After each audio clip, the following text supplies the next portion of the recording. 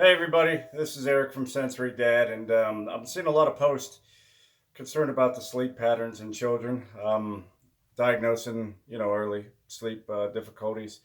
Sleep is paramount to your kids' behavior, and even kids that have any kind of sleep issues are going to show like they have SPD or a sensory problem just because of the lack of sleep.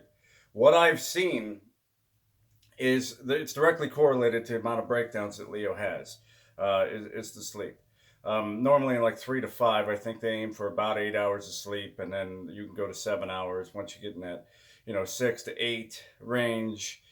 So adjusting bedtimes is one thing. We went through a lot, with the sleep, and we knew the days that he got up in the middle of the night to go to the bathroom or with night terrors were a thing. And, I had a bad dream and then he went to sleep, in our bed and stuff. And that, obviously is challenging on anybody because, the bed's not big enough. So, somebody gets kicked out or the parents don't get sleep. And you see how the ball, gathers more snow as it rolls down the hill and everybody's wrecked, the next day and on edge.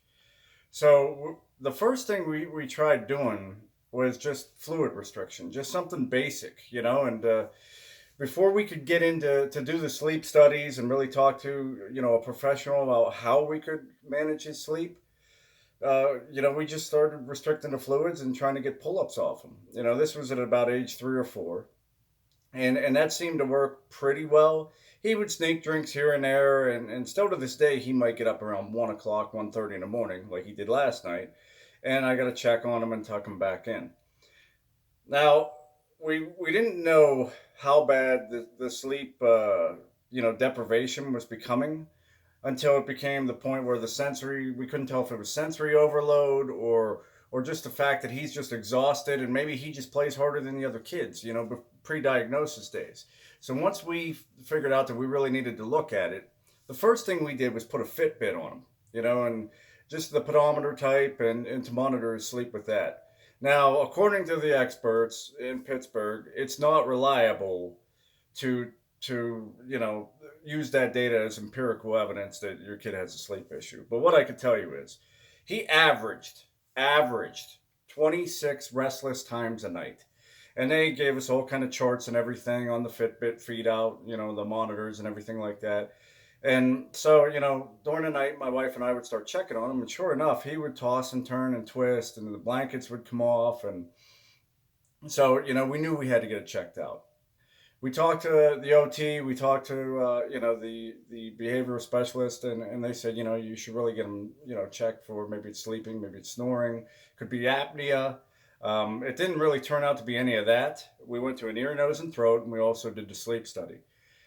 The ear, nose, and throat we did before the sleep study, and they recommended a turbinectomy.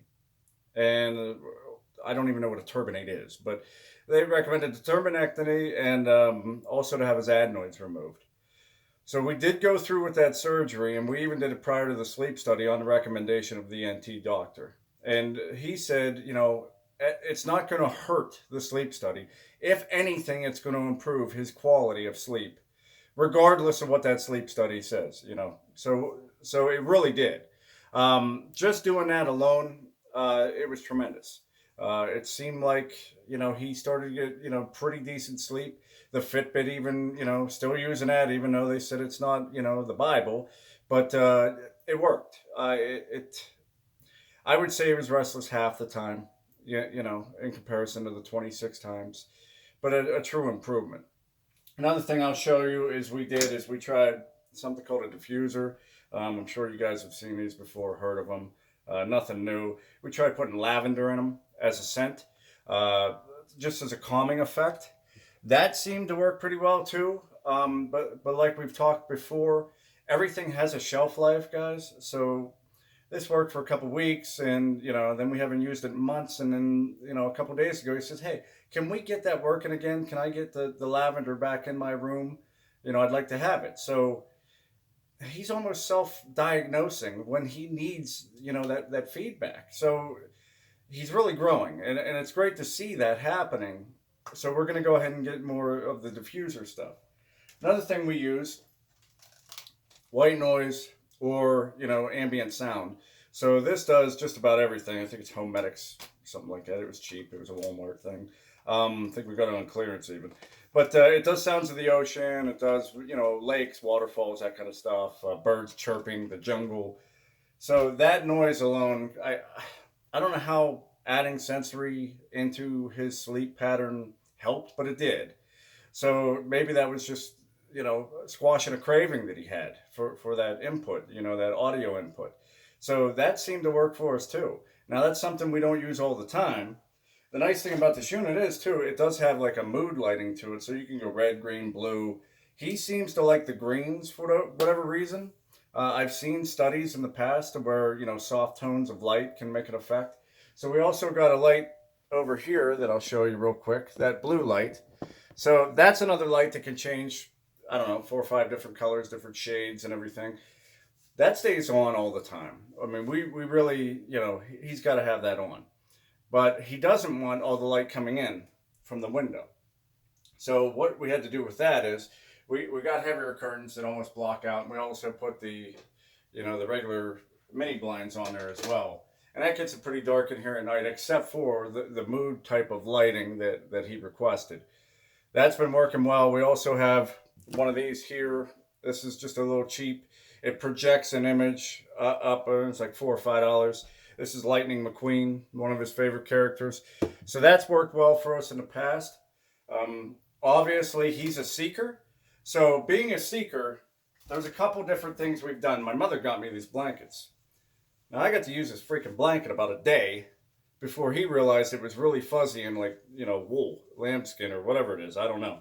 But like the fuzzy feeling to it. So he stole my blanket almost immediately. And this stays in his bed every night. Another thing we did was we did the weighted blankets. So I've showed you in prior videos, we do have the weighted blanket here. And he's a Minecraft fanatic, so we tried to go with the Minecraft shapes and that. And my wife made this. You can get the beads at Michael's or any of the arts and crafts, Hobby Lobby, the arts and crafts shop. And remember, guys, it's anywhere from 3 to 10% or 5 to 10% of the body weight. We went with 10% on the heftier side. I think she even went a little bit heavier on this, just because he's grown like a weed. So we wanted him the feedback. So now that he's progressed enough to convey all his little idiosyncrasies to us and why they bother him. The good thing is, we know what's going on. The crazy thing is now we also use the weighted lap pad. So he really wants a lot of pressure. And before, when we first started doing this, it would always be on his whole body, but now it's just on his feet and his legs. So he wants my fuzzy blanket, from the knees up. But the knees down, he's got to have the weighted blanket and the weight of this, which is obviously a lot more than 10% of his body weight. But it's worked really well for his sleep patterns. Like I said, he might get up, I'm going to say 5 days a week he gets up to go to the bathroom, regardless of fluid restriction. That's really, if your kid's thirsty, your kid's thirsty. I know you want him to sleep through the night, but, as active as he is, and he's hyper, he's not ADHD yet, he hasn't been diagnosed with that, but God, the kid never stops moving. So if he's thirsty, I don't want him to be dehydrated, so you got to have him, some sips of water. Now I want to show you something else that we did. This has really, really helped. And when we go on vacation, and we go on about 3 vacations a year, but when we do, I wish that we would take this thing. So these little bed, and there's nothing complex about it, and it's not really expensive. I think they had them on all the commercials for the kids shows and that. It's just like a little bed tent that goes over top. I got to set this thing up every stinking night. And this thing, it's got the stars and the moon and everything. It doesn't illuminate. It doesn't do anything special except for enclose the space. Now, if your kid's having a lot of problems sleeping at night too, another recommendation that I've seen is trying to compact or close the space that they sleep in. If your kid is, if it's taken 45 minutes for them to calm down to go to sleep, and then it's taken more than a half an hour for them to actually get to sleep once they lay down, and they're demanding that somebody lay with them and stuff, Obviously, a body pillow works great. We have a body pillow around here somewhere, but they end up building castles and stuff with all the pillows, so I can never find them.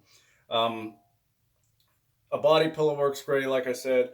Stuffed animals, we've got about 1,000 of them laying around the house, which drive me crazy. But if it's something that he can relate to, so, superhero one or Lilo and Stitch, I think he has, and stuff we get from the national parks, that works really well too. A little sense of security for him. So that's basically that solved a lot of our issues. And my wife was trying to figure out a way that we could give him that deep pressure feedback. And this is really what I want to show you. And God, I don't know why we're not selling them, because it really changed our lives. So you remember when you had the babies, and they're young and everything like that. And one of the first things we learned in the parenting class at the hospital is how to swaddle a baby. And they got the special triangular shaped towels and everything like that. And they wrap together, and the kid looks like a stinking UPS package almost, from back in the day, but or a bag of meat from the butcher or something like that. That works really well. And obviously, whenever they get to be 4 feet tall, you can't really swaddle a kid at that age. Well, we kind of figured out how to do that.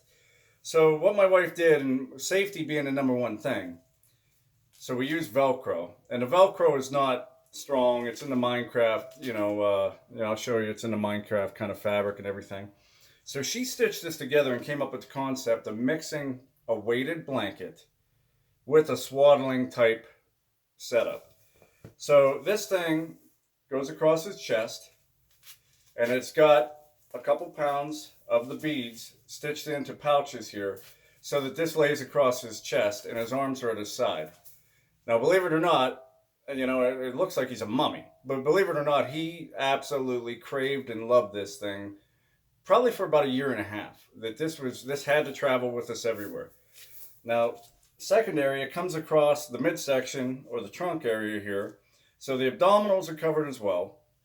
The chest is covered, but there is a breathable gap in here so that the kid doesn't overheat.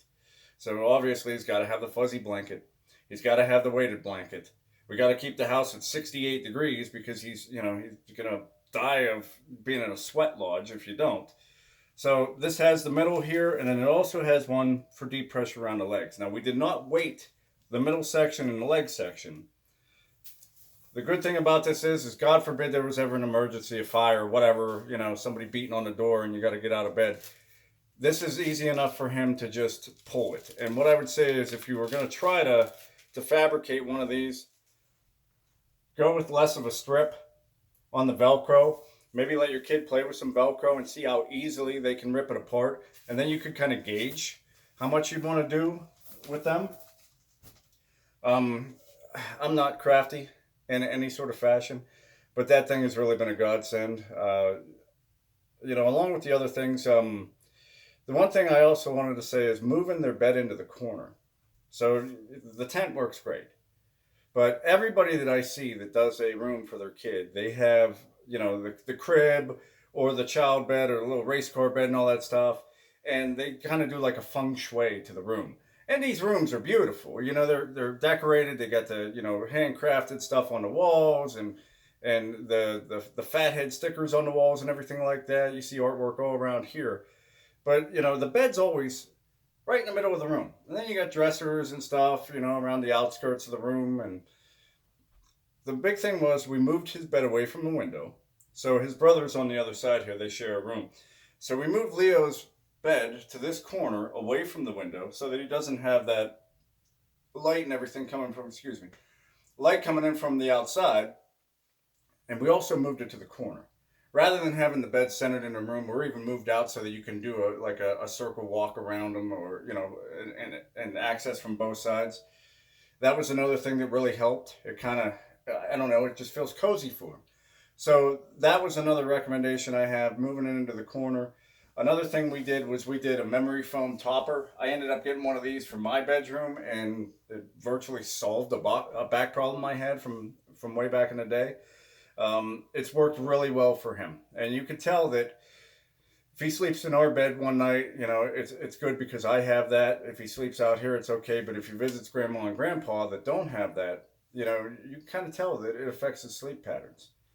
So the biggest thing, like I said, if we can get on, resolving some of these issues with the sleep patterns of your child, believe me, you're going to reap the benefits and the rewards whenever it comes to interactions at school and their overall attitude, even with therapies and that. It's don't be discouraged. All this stuff, it takes time. I do not recommend going out and doing all these things at once. The 10 things that we're doing here are, obviously a little overwhelming. You got to gradually kind of wean them into it. You know what I mean? Not wean them off, but wean them into it and try one little thing at a time. So I'd love to know how it works out for you guys. I really hope that these tips help with the sleep. Once you figure out sleep, believe me, things are going to get a lot better for you guys. I really appreciate it. As always, drop a like, and a comment, and definitely subscribe to the channel. Thank you very much.